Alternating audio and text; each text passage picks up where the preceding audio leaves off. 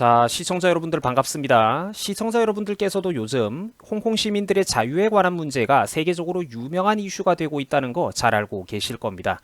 그 홍콩 시민들이 자유를 지키기 위해서 벌써 몇 달째 어렵고 힘든 노력을 하고 있잖아요. 이제 미국과 유럽, 일본을 비롯한 세계 각국의 자유진영 국가들은 그래도 다들 하나같이 큰 틀에서는 이제 하나의 그런 단결된 모습을 보여주고 있습니다. 홍콩 시민들의 인권을 걱정하는 방향으로 이제 정상적인 자유진영 국가들이라면 다들 한 목소리를 내고 있는 상황이라는 것이죠. 자, 그런데 최근 우리나라에서는 안타깝게도 문재인이가 크리스마스를 앞두고 홍콩 시민들에게 선물을 주기는커녕 따끔하게 뒤통수를 선물해가지고 논란이 되고 있습니다. 어떤 발언을 했냐면 홍콩 신장은 중국의 내정 문제다라는 언급입니다. 자, 안타깝지만 사실입니다. 검색만 해보셔도 수많은 자료들이 쏟아져 나오는 걸 직접 여러분들이 확인해 보실 수가 있습니다. 보이시죠? 홍콩이나 신장은 중국 내정의 문제다.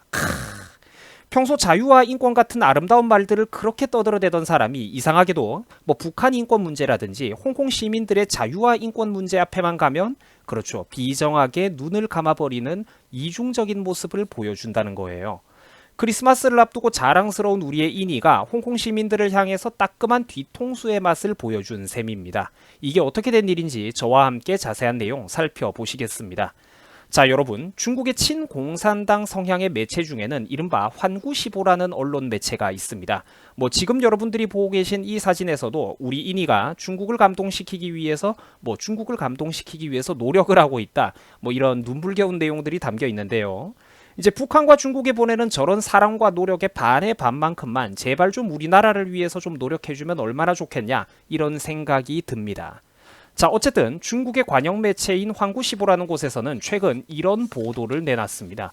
우리 인이가 시진핑과 만나는 지난 23일 중국 베이징 인민대회당에서 열렸던 정상회담에서 놀랍게도 홍콩이든 신장이든 모두 중국 내정의 문제다라는 식의 발언을 했다는 것입니다.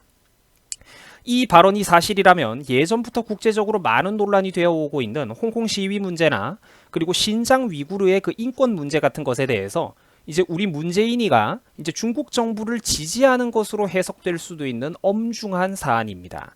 이게 왜 엄중한 사안이냐? 기존에 우리나라와 같은 친한 서방 선진 국가들 있잖아요. 미국, 유럽 그리고 일본 같은 국가들을 위시한 자유진영 국가들의 기존의 노선과는 전혀 상반된 노선을 현재 우리가 걸어나가고 있기 때문입니다. 자, 시진핑은 문재인과 함께하는 자리에서 한국과 중국 양국은 긴밀한 협력을 유지해온 친구이자 파트너다라는 표현을 사용하면서 은근슬쩍 한국과 중국 양국이 앞으로는 보다 긴밀한 연대를 해야 된다, 질 높은 융합을 해야 된다면서 놀랍게도 1대1로의 공동건설을 추진해야 된다라는 뜻을 밝혔습니다. 참고로 저 1대1로라는 것은 쉽게 말씀드리자면 중국의 국가적인 차세대 미래 비전, 외교적인 방침을 말하는 것인데요. 자, 쉽게 말해서 해외 광범위한 지역을 중국이 제공하는 어떤 그런 대규모 자본과 통신 장비, 각종 대규모 건설 인프라 등을 통해 가지고 좀 하나로 묶고 연대를 강화하겠다는 것입니다. 자, 말이 좋아서 연대를 강화한다는 거지 실제로는 통신, 자본, 인프라 등 사회 광범위한 영역에 걸쳐 가지고 중국의 그 예속국, 속국으로 전락할 우려가 있는 매우 위험한 사업입니다. 정상적으로 우리 대한민국의 국익을 걱정하는 사람이라면 당연히 중국의 1대1로가 아니라 미국의 아시아 태평양 방어 전략에 함께하는 것이 현명한 결정입니다. 하지만 안타깝게도 오늘날 우리나라에는 이런 문제에 관심 갖고 있는 현명한 국민들, 현명한 정치인들의 숫자가 너무나도 부족하다는 게 심각한 문제입니다. 관심 갖고 있는 분들은 이 문제에 대해서 너무나도 잘 알고 계신 반면에 안타깝게도 훨씬 더 많은 관심이 없는 사람들은 이런 것들이 너무 거창하고 복잡하고 어렵다며 생각 자체를 피해버리기 때문입니다. 유권자로서 스스로의 운명을 결정하고 행동하는 것이 아니라 SNS에서 벌어지고 있는 세뇌 공작만 믿고 남들의 여론에 자기 생각을 맡겨버리는 것이죠. 그래서 제가 국민의식 수준에 대해서 틈만 나면 비판과 경고의 목소리를 소신 있게 하는 이유가 바로 이런 것 때문입니다. 어리석은 국민들 때문에 현명하고 억울한 국민들까지 똑바로 줄을 서지 못하고 현재 지옥 불구덩이 속으로 함께 딸려 들어가고 있다는 것입니다. 과연 문재인은 시진핑의 저런 행동을 보면서, 저런 회유를 보면서 이 둘 중에 어떤 선택을 내렸을까요? 안타깝지만 나와 여러분들이 걱정하는 그 방향으로 끌려 들어가고 있는 것 같습니다. 얼씨구나 반가운 목소리로 이제 반기더라고요. 한반도 평화를 위한 중국 형님들의 기회와 노력에 열렬한 찬사를 보낸다느니 이제 중국과 함께 한반도 평화 프로세스를 진전시키기 위해서 더 많은 노력을 기울이겠다는 등 이제 이런 뜻을 밝혔습니다. 저렇게 헌신적인 태도의 반의 반만큼만 제발 좀 미국과 일본을 비롯한 자유진영 국가들에게 우방 국가 친구들에게 저런 이제 적극적인 태도를 보여주면 좀 좋겠냐는 겁니다. 자, 시청자 여러분들께서는 오늘 저와 함께 문재인이가 홍콩 사태를 외면하는 모습을 보셨고 또 오늘날 우리 한반도를 둘러싼 국제사회의 중요한 쟁점들을 좀 확실하게 짚어보셨습니다. 자, 그럼 여기서 우리가 하나 의문이 드는 게 있습니다. 평소 그렇게 자유와 인권을 떠들어대던 저쪽 사람들은 도대체 왜 홍콩이나 신장 위구르 사람들의 그 인권, 북한 인권에 대해서는 침묵을 하는 걸까요? 평소 그렇게 자유와 인권을 떠들어대는데 왜 홍콩 문제나 신장 위구르, 북한 문제 앞에만 가면 침묵을 하는 걸까요? 그렇죠. 애초에 저 사람들은 젊은 시절부터 쌓아왔던 사상 자체가 삐딱선을 타고 있기 때문입니다. 본능적으로 미국과 자유진영 국가들은 좀 싫은 거고 반면에 중국과 북한을 위시한 공산진영, 사회주의 진영 노선의 국가들은 사랑하기 때문에 그렇습니다.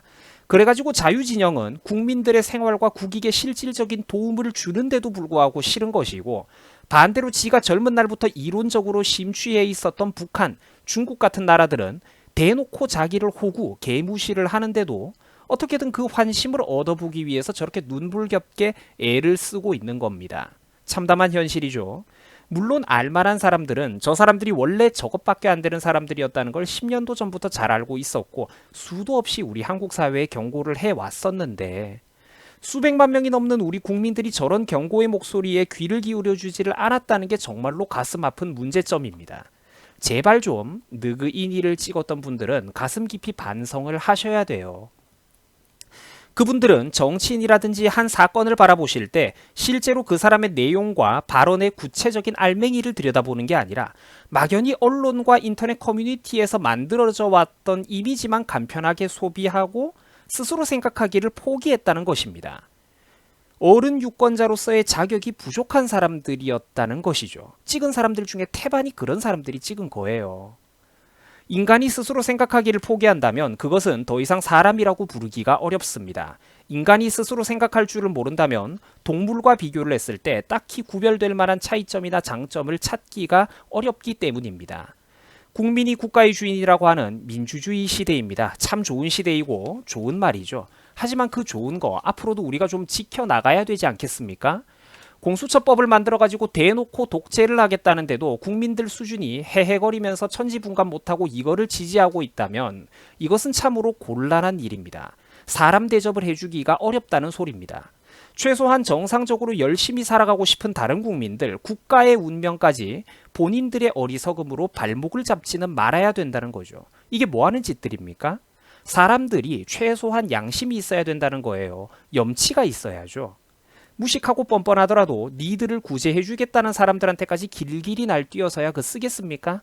기르는 개도 잘해주는 사람들에게는 꼬리를 흔드는 법인데 우리나라 수백만 명 국민들은 왜 바로 본인들의 인생과 밥그릇을 지켜주려는 사람들에게 악담을 늘어놓는단 말입니까? 누가 진짜로 국가의 이익과 국민의 이익을 대변해주는 건지 젊은 국민들의 근 80%가 대학 나온다는 이 불쌍한 나라에서 왜 피하 식별조차 못한단 말입니까? 이게 얼마나 슬픈 일이죠? 자, 국가의 주인은 물론 국민입니다. 100번 맞는 말이고 좋은 말이죠. 하지만 주인이 주인 노릇을 하려면 최소한 머리에 든 것도 있어야 된다는 겁니다. 집주인이라면 최소한 집안 꼴이 현재 어떻게 돌아가고 있는 건지, 정치인이라는 다양한 머슴들이 있을 때 그 머슴들이 각자 어떤 생각과 사상을 갖고 있는 건지 최소한 어느 정도는 집주인이라면 아는 게 있어야 된다는 겁니다. 주인이 머슴들 머리 위에서 지휘를 해야지 머슴이 반대로 주인의 머리 꼭대기 위에 앉아 있으면 그게 정상입니까? 집안이 제대로 돌아가겠어요? 한번 생각 좀 해보자는 거죠.